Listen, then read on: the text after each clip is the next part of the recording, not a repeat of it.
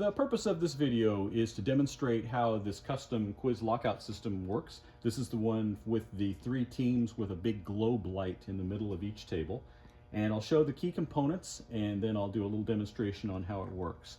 And the key components, this is the main control box.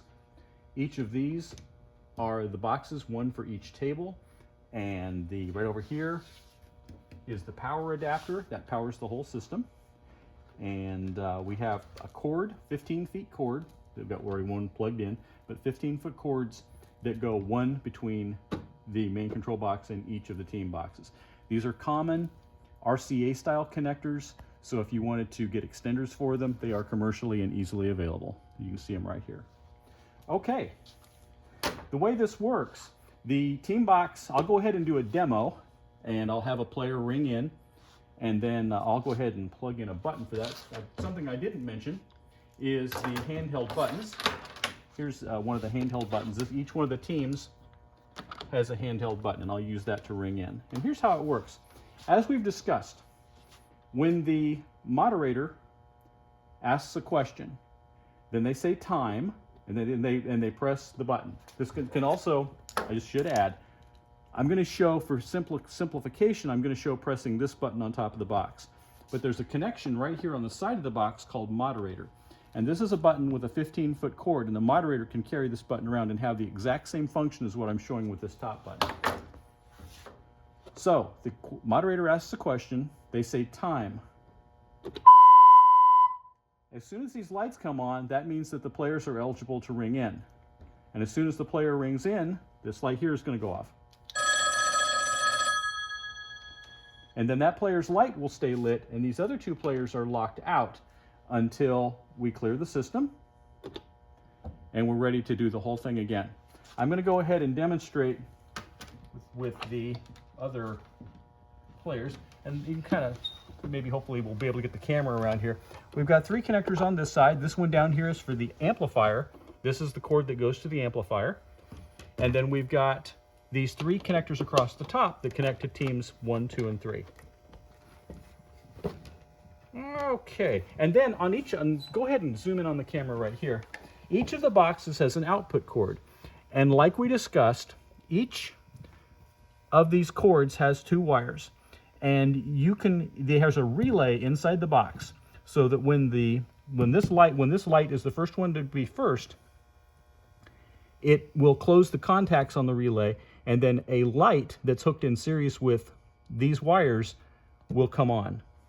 So that's the way we control external lights. So let's go ahead and do it again.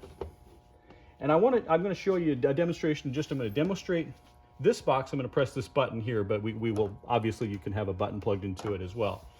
So we'll go ahead and we'll start we'll say time. And we can have the same effect with this one right here.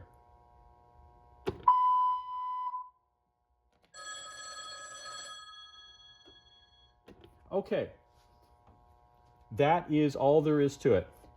And we'll talk really briefly about how we program the device, which won't be necessary, but I can show you how easy it is. If you ever wanted to change the sounds, it's a matter of removing the lid from this console. This might be a little hard to see. Hopefully there's enough light. And then we have a cord. We'll supply a cord that's just a common USB cord that plugs into this small board right here. That's where the sound is being generated, on this small board with the little green light. So you plug this into your computer, and download the different sound files. And if you ever have a need to do that, I can help you with that. But we won't talk about the details right now. And that's how the whole system works. If somebody presses their button ahead of time, this is a penalty feature that's exactly the way the system on Jeopardy, the TV show, works. So let's say that somebody is sitting at one of the tables and they know the answer, so they want to try and jump the gun.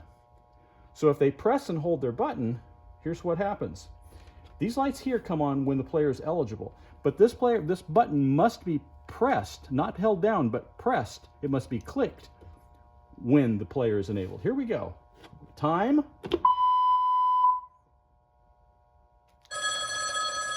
Now we can see that it works. Now this time when I'm going to go ahead and I know the answer, so I'm just going to sit and I'm going to press the button trying to jump the gun on the other teams. So I'm going to, as you can see with my thumb, I'm going to press the button. Time.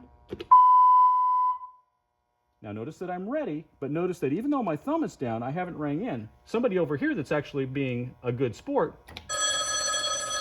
can jump in. And even though I had my thumb down, I'm going to do it one more time. I'll show you how it works with the click. Okay, I'm going to call time, but I'm going to have my thumb down. Now, I'm eligible to ring in, but I have to let off first and then press the button.